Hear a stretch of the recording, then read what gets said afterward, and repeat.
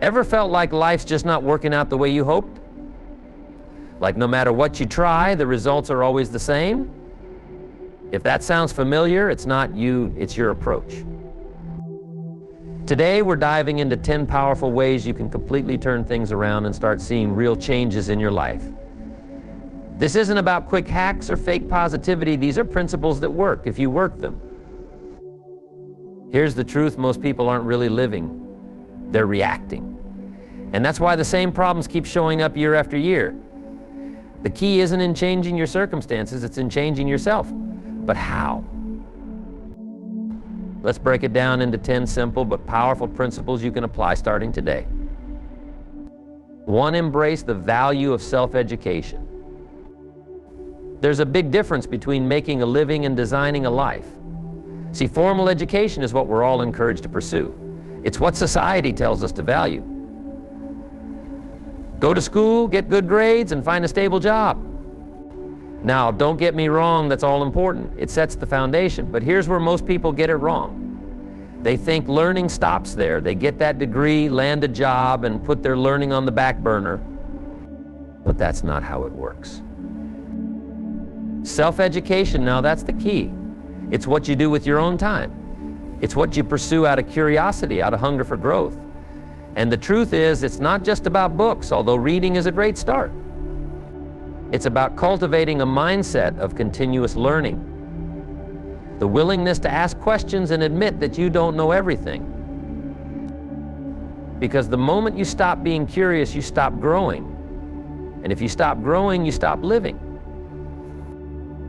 So here's the first principle: embrace self-education. Understand that the traditional system can only take you so far. It gives you the basics. But it's your job to take that foundation and build upon it. I think of it like this: school gives you the tools, but self-education shows you how to use them. Now you might be wondering, how do I even start? It's simple. Start with what interests you. Maybe it's business, personal development, investing, relationships, whatever it is, dig deeper. Don't just skim the surface. And remember, self-education doesn't always mean formal courses or certifications. Sometimes it's picking up a book, having a conversation with someone who's ahead of you, or listening to a podcast. Be proactive about it. Create a habit of reading every day. Take 30 minutes before bed or first thing in the morning. And when you read, don't just read for information, read for transformation. Let those words sink in. Let them change your mindset, your habits, your actions. And here's another thing: self-education also involves self-reflection. Take time to think about what you've learned, how it applies to your life, and what you're going to do about it. Because knowledge without action is useless. You can read all the books in the world, attend all the seminars, and listen to every motivational speech, but if you don't act, it's all wasted. So remember this: formal education gives you the basics, but self-education gives you the edge. It's what sets you apart. It's what allows you to achieve more, to see opportunities where others see obstacles. It's what builds character, resilience, and wisdom. In the end, your success isn't determined by the degree on your wall. It's determined by your willingness to keep learning, growing, and evolving. It's your commitment to becoming a student of life. So don't stop. Keep asking questions, keep seeking knowledge, and keep challenging yourself, because that's where true growth happens. 2, take 100% responsibility for your life. If there's one principle that will completely shift the direction of your life, it's this: take full responsibility. Not 50%, not 75%, but 100%. See, most people are quick to blame others. They blame others. They blame their parents, their boss, the government, the weather. It's always someone or something else. But here's the truth: as long as you're pointing fingers, you're giving away your power. Taking responsibility means understanding that you're the creator of your own life, not the victim of your circumstances, not the product of someone else's choices, but the creator. And when you accept that, you gain the power to change it. It's like this: if your life isn't where you want it to be right now, there's a reason. And it's not because of luck or fate, it's because of your choices, your actions. And here's the kicker: you're in actions. Every decision you've made and every decision you've avoided making has led you to where you are today. That's a tough pill to swallow, but it's necessary.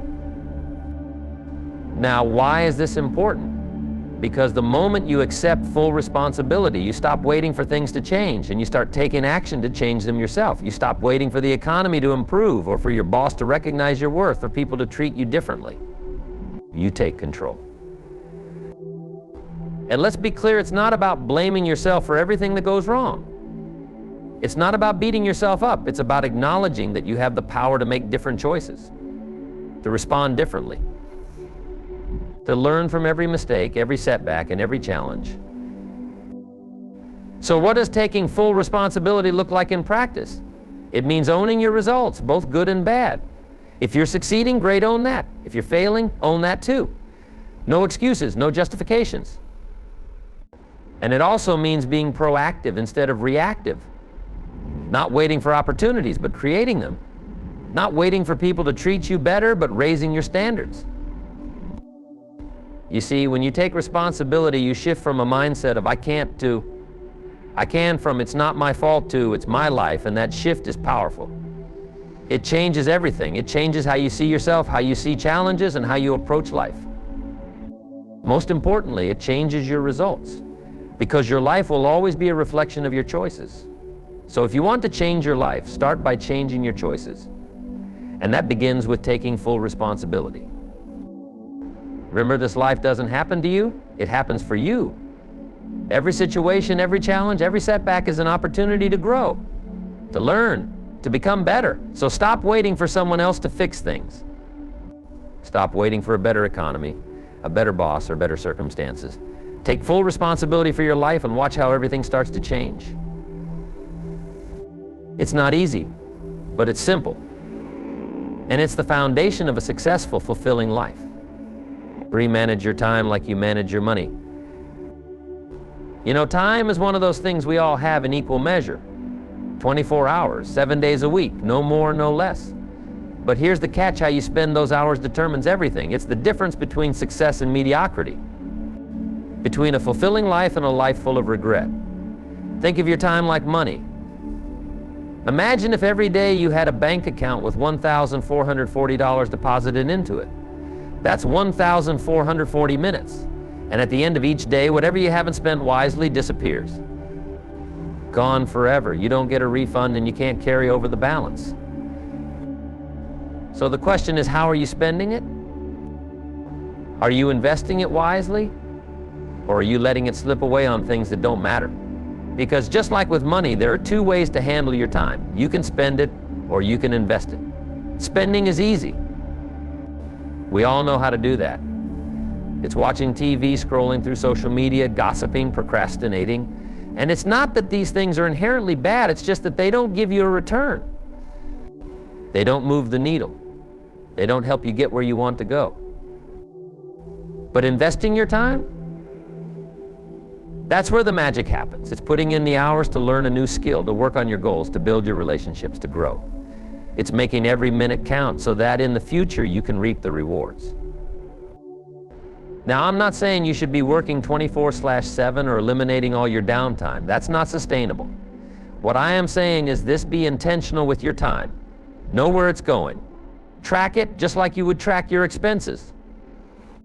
And then once you've got a clear picture, start cutting the waste. Those hours spent on things that aren't helping you, that aren't adding value to your life, let them go. The reality is, if you don't control your time, it will control you. And you'll find yourself constantly saying, I don't have time, when really it's not about having time, it's about making time. Prioritizing the things that matter and being disciplined enough to let go of the things that don't. It's like this: if you want to improve your finances, you don't just earn more, you manage what you already have. And it's the same with time. You can't get more of it, but you can manage what you have better. And that's what makes all the difference. So think about it: where are you putting your time? What kind of return are you getting? And most importantly, what do you need to cut out? Take a close look at your daily schedule. Be honest with yourself, and then start making changes. Small adjustments lead to big results. Remember, every minute is an opportunity. An opportunity to learn, to grow, to connect, to create. Don't waste it. Treat it like the precious resource it is, because once it's gone for good. Or learn to say no. Here's something that a lot of people struggle with: the word no. It's such a small word, but it's one of the most powerful words you'll ever use. And it's essential, because every time you say yes to something, you're saying no to something else. I think about that for a moment. Every yes is a trade-off. And in life, we've only got so much time, energy, and focus. So where are you spending it? The truth is, a lot of people are afraid to say no. They think it's rude or selfish or unkind. But the reality is, learning to say no is not just about self-protection, it's about self-respect. It's about recognizing that your time and energy are limited resources, and if you're not careful, you'll spend them on things that don't really matter. Things that drain you instead of fill you up. So how do you start saying no? First, you've got to be clear on your priorities. What matters most to you? What are your goals? What's important for your growth, your health, your happiness? Once you're clear on that, saying no becomes easier. Because it's not just about rejecting things, it's about choosing what's best for you. And let me tell you, people will respect you more when you respect your own time. When you say yes to everything, you spread yourself thin. You end up overcommitted, stressed, and burnt out. And when that happens, you're not really helping anyone, not even yourself. Here's a little secret: when you learn to say no, you're not just protecting your time, you're creating space. Space for the things that truly matter. Space for growth, for rest, for creativity. And that's where real progress happens.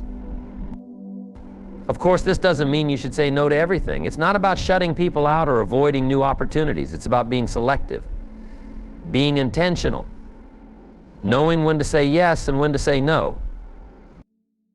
So the next time someone asks for your time or energy, take a moment to think. Is this aligned with your goals? Does it add value to your life?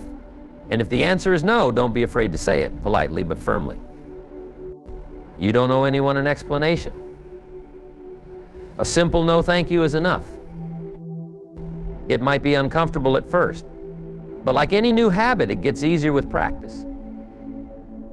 And over time, you'll start to notice something. You'll have more time for the things that matter. You'll have more energy for the people who matter. And you'll feel more in control of your life. Remember, saying no isn't selfish, it's smart. It's about taking care of yourself so that you can give your best to the things and people that matter most. So start practicing. Start saying no to the things that drain you and yes to the things that uplift you. You'll be amazed at the difference it makes. 5, build your discipline muscle. Let's talk about discipline. Because if there's one thing that separates successful people from everyone else, it's this discipline. It's the bridge between goals and accomplishment, between dreams and reality. And here's the thing, discipline isn't a one-time effort. It's not something you do once and forget about. It's a daily practice, a muscle you've got to build over time. Now, I'll be honest with you, discipline isn't always easy. There are days when you won't feel like doing what you need to do, days when the bed feels too comfortable, or when the distractions are too tempting. But that's when discipline comes in. It's what gets you to the gym when you don't feel like it. It's what makes you put in that extra hour of work when everyone else is winding down. Discipline is doing what needs to be done even when you don't want to do it, even when it's hard, even when no one is watching. And the good news is, discipline is like a muscle. The more you use it, the stronger it gets. But like any muscle, you've got to train it consistently. You've got to challenge it, push it, and stretch it. So how do you build your discipline muscle? Start small. Don't overwhelm yourself with big goals right away. Focus on one small habit at a time. Maybe it's waking up 30 minutes earlier, or reading for 10 minutes a day, or exercising 3 times a week. Whatever it is, commit to it. And stick with it no matter what. And here's the key, keep your promises to yourself. Because every time you do what you said you would do, you build trust with yourself. You reinforce the belief that you can follow through, even when it's tough. And that trust, that belief, is what fuels your discipline. Of course, there will be setbacks. Days when you slip up or fall short, that's normal. But don't let one bad day turn into a bad week. Don't let one mistake derail your progress. Get back on track as quickly as possible. Because discipline isn't about being perfect. It's about being consistent. And remember, discipline isn't just about doing hard things, it's about doing the right things. It's not just about working harder, it's about working smarter. prioritizing what matters most and letting go of the rest. Because you can be disciplined in the wrong areas and still not get anywhere. So here's the bottom line: if you want to achieve your goals, you've got to build your discipline muscle. It's not a one-time effort, but a lifelong practice. A daily commitment to doing what needs to be done no matter what. And over time, that discipline becomes your secret weapon. It becomes the thing that separates you from the crowd. The thing that takes you from where you are to where you want to be. So start small, stay consistent, and keep pushing yourself to grow. Because in the end, it's not about being perfect, it's about making progress. 6, control what you can, let go of what you can't. There's a lot of stress in the world today. Pressure from work, expectations from family, challenges with health. And so often we try to control it all. We want everything to go just as planned, but here's a hard truth: life doesn't work like that. There are things that are out of your control, no matter how hard you try. Think about it. You can't control the weather, you can't control the traffic, you can't control other people's decisions or opinions. But what can you control? Your actions, your mindset, your responses. That's where your power lies. It's not in trying to force life to go your way, it's in adapting to whatever comes your way. Here's what I've learned: most of our stress comes from trying to change the things we can't change. We get upset because it rained on our day off. We get angry because someone else let us down. We worry about things that haven't even happened yet. And all that worry, it's like trying to solve a problem with a broken tool. It's not going to get you anywhere. So what do? You focus on what you can control. You focus on how you respond to what life throws at you. And when you do that, something amazing happens. You free yourself from unnecessary stress. You start to feel more at peace because you're not fighting battles you can't win. Now, I'm not saying you should give up on everything. I'm saying you should pick your battles wisely.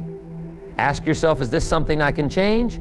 Is this worth my energy and focus? And if the answer is no, then let it go. Move on. Save your energy for the things that truly matter. Think of it like steering a boat.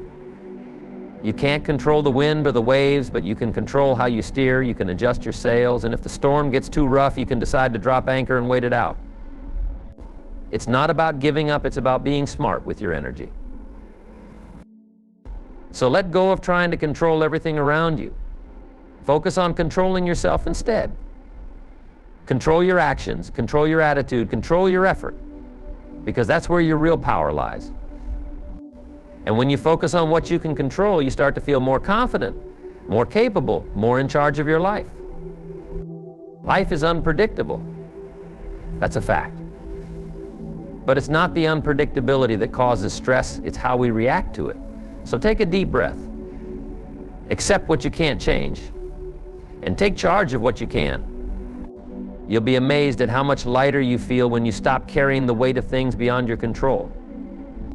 7, seek balance, not perfection. Let's be honest, perfection is an illusion. It doesn't exist. But balance? That's something you can strive for. And it's much more rewarding. Life isn't about doing everything perfectly. It's about finding that sweet spot where you're making progress without burning yourself out. Think of it like walking on a tightrope. If you lean too far in one direction, you're going to fall. But if you find your balance, you can keep moving forward. The same goes for life. Too much work leads to burnout. Too much rest leads to stagnation. The goal isn't to avoid work or rest, but to find that point where both coexist. Now, I'm not saying it's easy. It takes effort to find that balance, and it takes even more effort to maintain it. But when you do, life becomes more fulfilling. You start to feel more in control. You start to see progress without sacrificing your well-being. So how do you find that balance? First, get clear on your priorities. What matters most to you? Your health, your relationships, your career.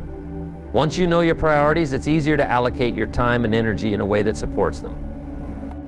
And remember, balance doesn't mean equal, it means appropriate. Sometimes work needs more attention.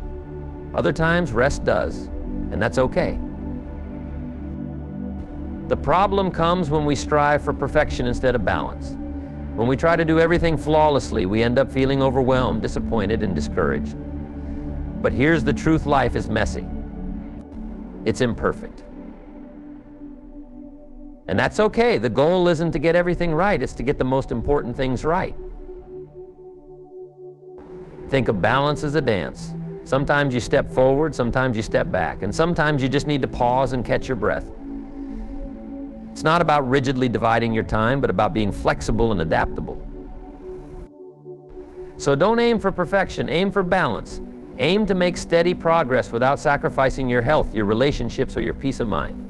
And remember, balance isn't a destination, it's a journey. It's something you continually work on, adjusting as you go. When you let go of the need for perfection, you free yourself from unnecessary stress. You start to feel more relaxed, more focused, more capable, and that's when real growth happens.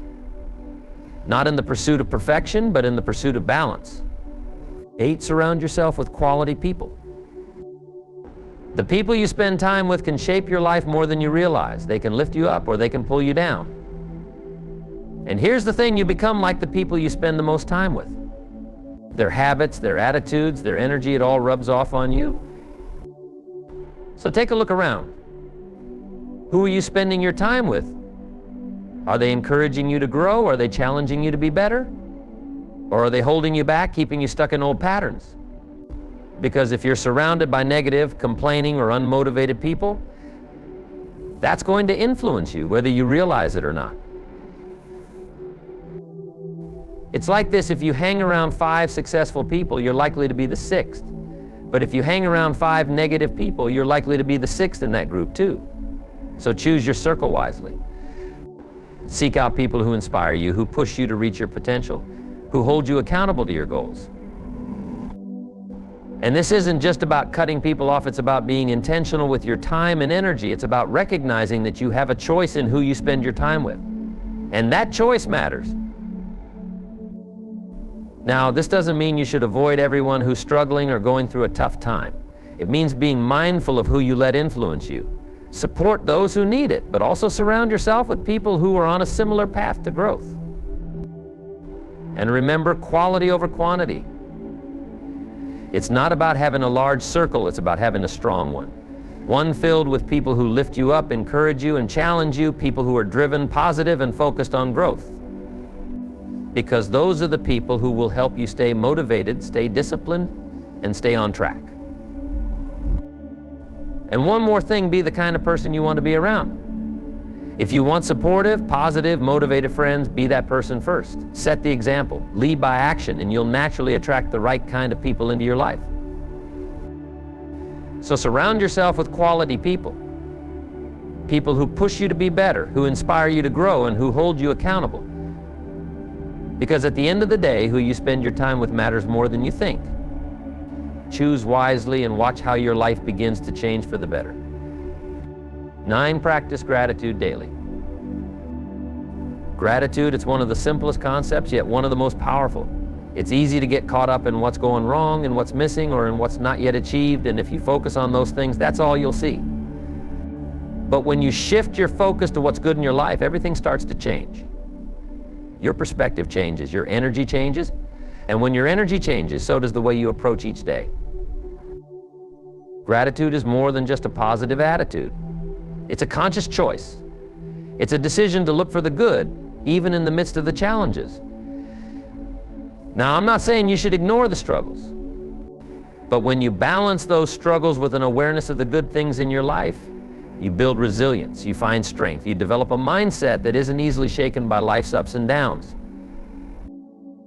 One of the simplest practices is keeping a gratitude journal. Just 3 things every day.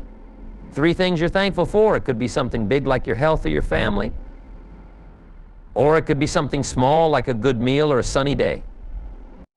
The size doesn't matter. What matters is the habit. Because when you make gratitude a daily practice, it starts to rewire your thinking. You start looking for things to appreciate. And what you look for, you find. Here's the thing: gratitude doesn't change your circumstances. It changes you. It shifts your focus from what's lacking to what's abundant. And that shift in focus creates a shift in attitude. When you're grateful, you're more optimistic. You're more resilient. You're more open to opportunities. Think about it like this: life is like a garden. If you only focus on the weeds, that's all you'll see. But if you focus on the flowers, you'll appreciate the beauty. Gratitude is what helps you see the flowers. It doesn't mean ignoring the weeds. It means acknowledging that there's beauty amidst the challenges. It's easy to get caught up in wanting more success, more recognition, more comfort. And there's nothing wrong with wanting more, but don't let it blind you to what you already have. Gratitude is the balance. It's the reminder that while you strive for better, you can still appreciate the present. So here's the challenge every day. Take a moment to write down 3 things you're grateful for. Do it consistently and watch what happens. Watch how your mindset begins to shift. Watch how you start to notice the good things more often. And as you do, you'll find that the challenges don't seem as overwhelming. The setbacks don't feel as final, because gratitude gives you perspective. It keeps you grounded. It reminds you that even on the toughest days, there's still something to be thankful for. And when you live with gratitude, you live with a sense of abundance. You approach each day with appreciation instead of entitlement. And that shift, it changes everything.